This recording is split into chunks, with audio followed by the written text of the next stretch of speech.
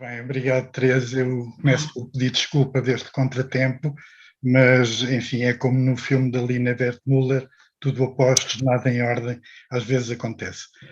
E agradecer também ao Instituto o convite para estar presente neste seminário, em especial à Teresa, de quem sou amigo há longa data. Eu vou apresentar uma coisa muito menos delicada, muito menos com recurso a todas estas questões que têm sido apresentadas das análises de todos os estudos prévios relativamente às intervenções de pintura mural, que é a mudança ou a transladação do Santuário de Santo Antão da Barca, que foi um trabalho realizado entre 2013 e 2014 pela empresa Empripar, nesta região de Trás-os-Montes, que faz quase fronteira com a zona de Zamora, em Espanha, e que é neste contexto orográfico, portanto, de montes e vales, muito bonito. O motivo da transladação do santuário, portanto, prende-se com a construção de uma barragem num rio, que é o Rio Sabor, que vemos aqui nesta imagem. Neste círculo está assinalado o local onde se situava o santuário, portanto, muito perto do leito do rio, e com a construção da barragem, ele, portanto, uma imagem aproximada.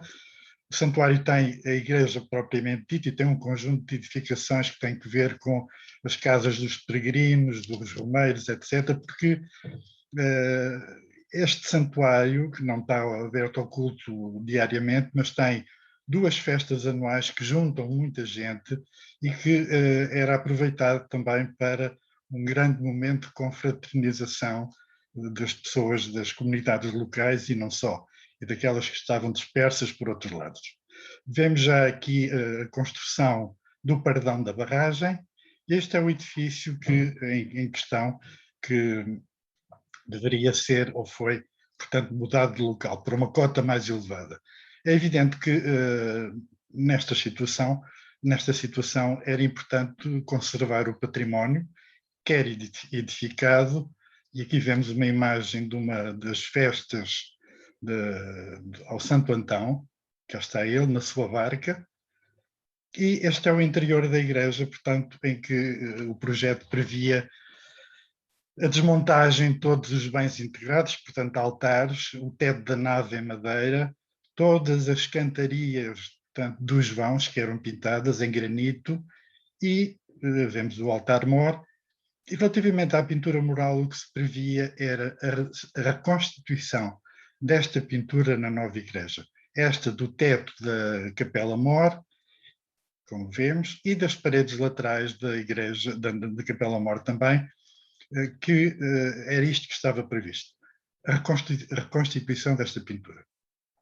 Ora bem, havia a informação de que por baixo daquilo que é visível, portanto, estas barras muito simples a limitar os panos de parede, havia uma outra campanha pictórica do século XIX, com estes elementos florais, e que no projeto, portanto, não foi tida em conta e, portanto, ela não iria ser reproduzida na nova igreja. No entanto, a equipa que começou a fazer o trabalho de preparação para a desmontagem dos altares, apercebeu-se que por baixo destas duas camadas, daquela que era visível, da subjacente, havia uma terceira campanha pictórica figurativa, de grande qualidade, como podemos ver, e, portanto, isto veio, de certo modo, complicar e fazer suspender o projeto inicial. Foram chamados vários especialistas, entre eles eu fui também convocado, para dar a opinião sobre esta pintura e o que fazer com ela. Para mim era óbvio que não se deveria destruir, e reproduzir esta pintura na nova igreja estava fora de questão, porque não se reproduz uma pintura com esta qualidade.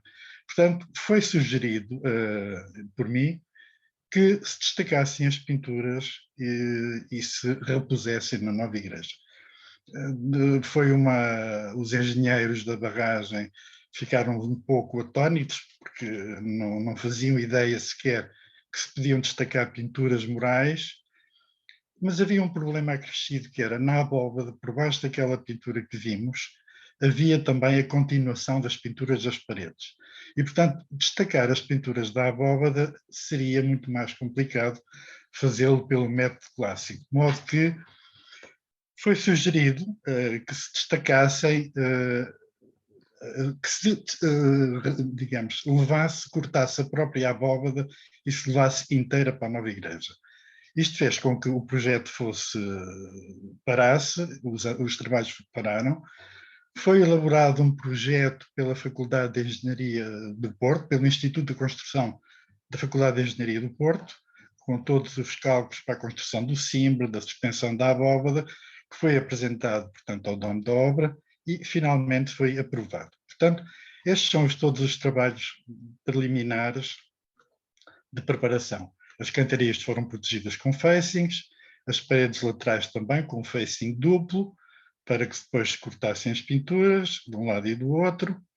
A abóbada tinha um desnível, portanto ela tinha uma deformação, de modo que houve que fazer um enchimento com este material, com gesso, de modo a termos uma curvatura perfeita para que o cimbre encaixasse e assentasse muito bem. Esta linha que vem, portanto, é a linha de corte onde vai ser cortada a abóbada, e ela não é cortada logo no início da curvatura da abóbada, porque o aparelho construtivo desta igreja é de pizarra, portanto, e a abóbada começa.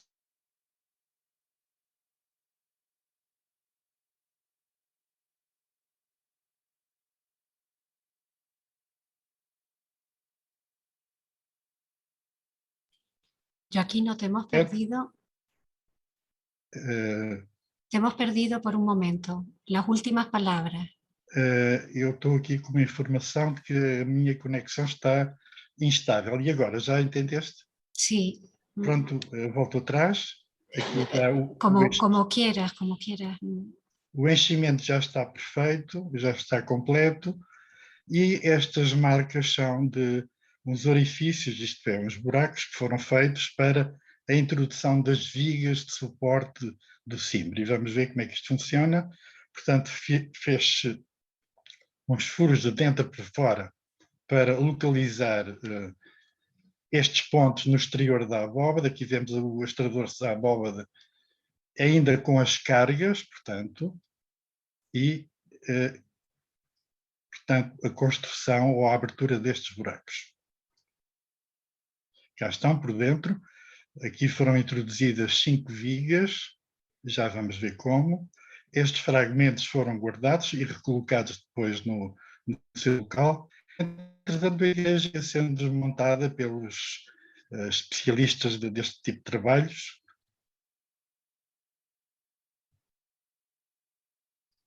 E, entretanto, chegou a madeira para a construção do cimbre.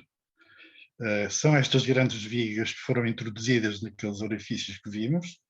Tiveram que ser por fora, porque não se conseguia, digamos, manuseá-las por dentro devido à existência do andaime.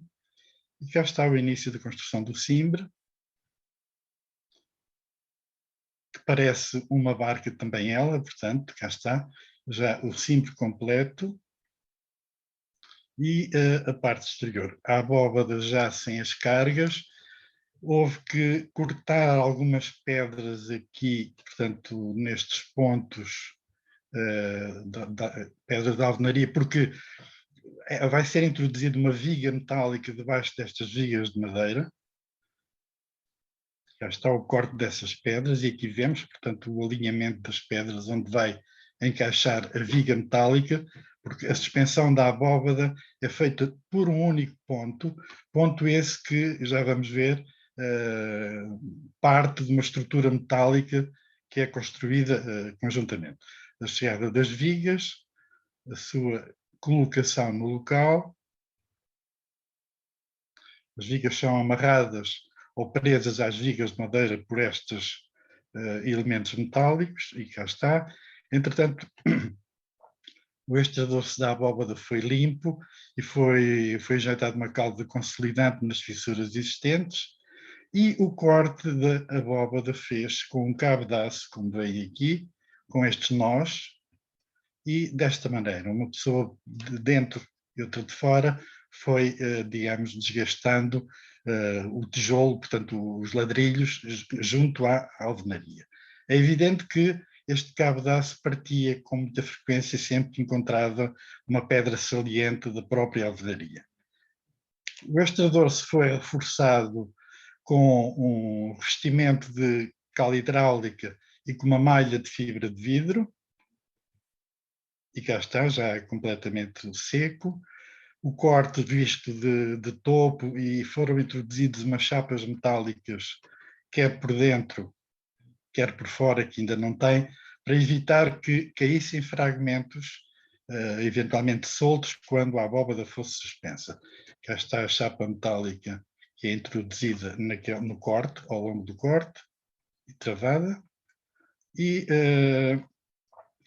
sai o telhado, a cobertura provisória, portanto a cobertura metálica, chega a estrutura metálica que vai fazer a suspensão, e como veem aqui, é por um único ponto que a abóbada, portanto, é elevada.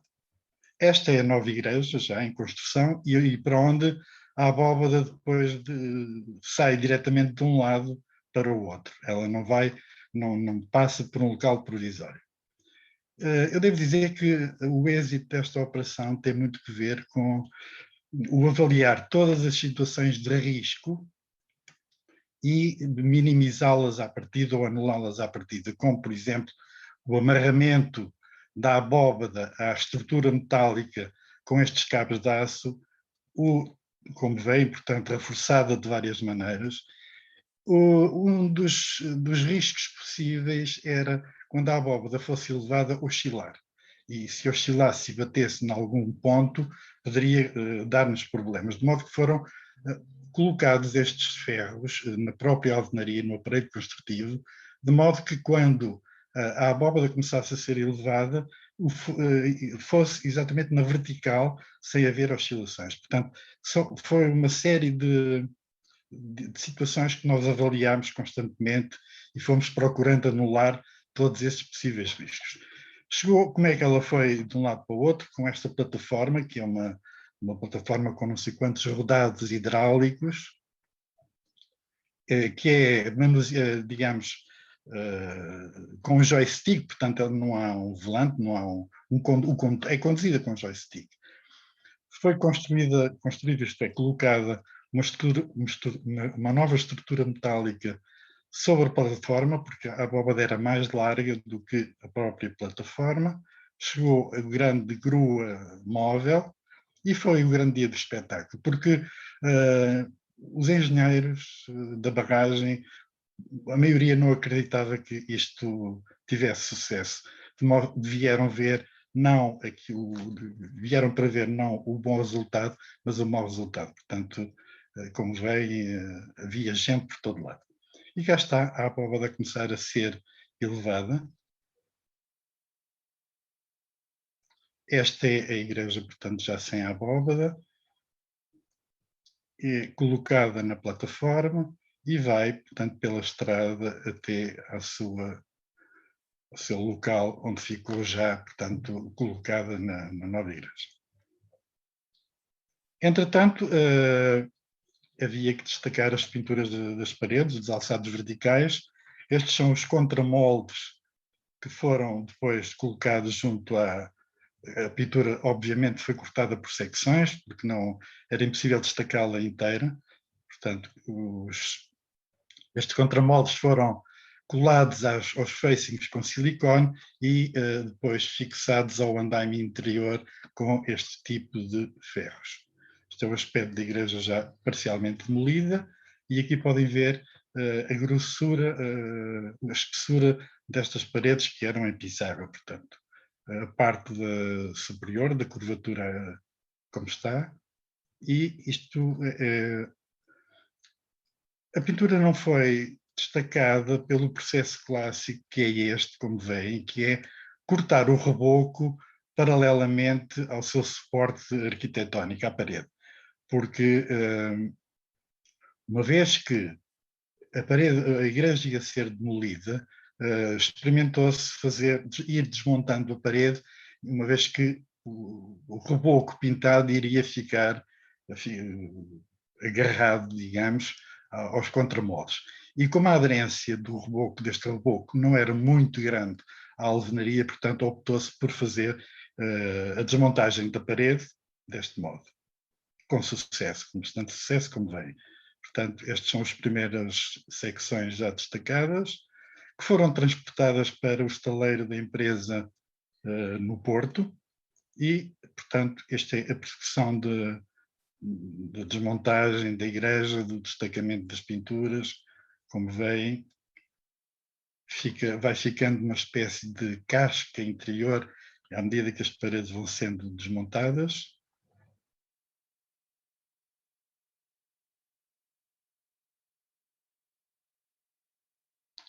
É evidente que isto é um trabalho duríssimo e, como veem aqui, muitas vezes com martelo pneumático, mas que não provocou quaisquer danos nas pinturas.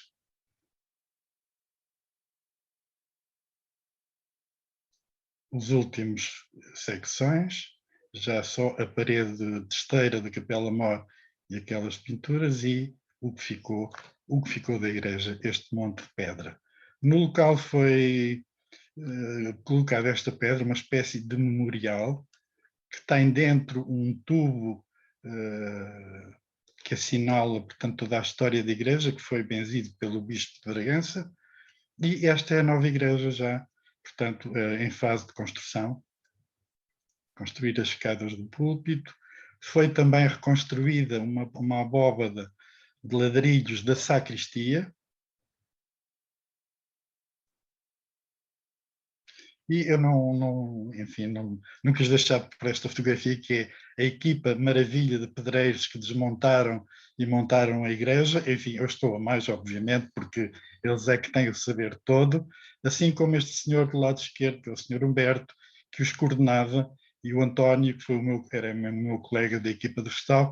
E, portanto, isto é um aspecto constante de todo este trabalho, a consulta e a discussão dos pormenores e tentar, como eu já disse anteriormente, anular aquilo que eram situações de risco.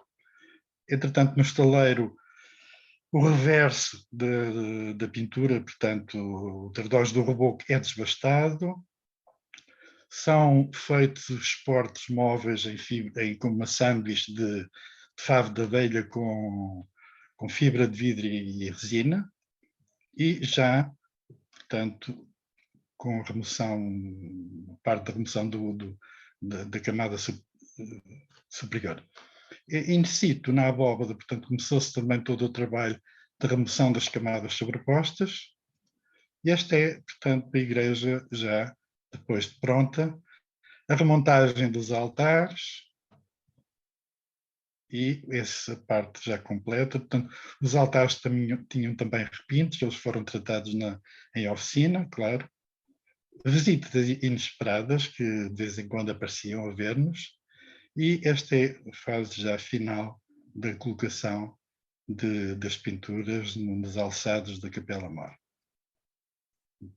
A barragem ia enchendo, entretanto, a Albufeira, já desapareceu o local onde estava implantada inicialmente a igreja, e este é o resultado final do trabalho. A abóbada tinha grandes perdas, porque houve infiltrações e, portanto, parte da pintura perdeu-se. Isto é uma pintura de quadratura, tipicamente barroca, portanto, século XVIII, como vem, com elementos arquitetónicos. E a barragem. E este é o aspecto do conjunto das novas casas dos Romeiros, com a Albufeira já cheia ao fundo. E muito obrigado.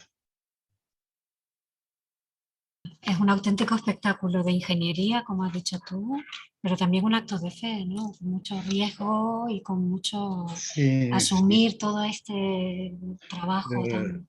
É um trabalho em que são postos à prova os nossos conhecimentos e adaptá-los, de facto, a novas situações, porque, uma vez mais, como todos nós sabemos, não há receitas, e aqui muito menos. Portanto, houve que, em cada momento, perceber o que é que se podia e devia fazer para que, digamos, esta operação tivesse êxito, e assim foi. Portanto, e eu, como estive na equipa, porque era o único conservador-restaurador que tinha experiência de destacamento de pinturas e, portanto, essa parte, digamos, que foi da minha responsabilidade, toda a organização do processo, digamos. Pero también en la contraforma, todos los morteros que se pusieron sobre la cubierta, en Sim, el trató, yo creo que ahí es un trabajo multidisciplinar clarísimo y bueno, con sim, sim, sim.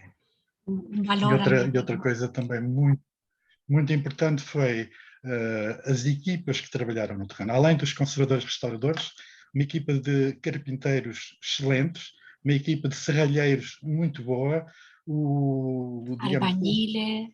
albaníveis e tudo, o diretor de obra, portanto, da obra em si mesmo, que era um engenheiro, que coordenou todo o processo, escolheu os intervenientes e tudo isso, portanto, só assim é que podia ser, de outro modo não era impossível.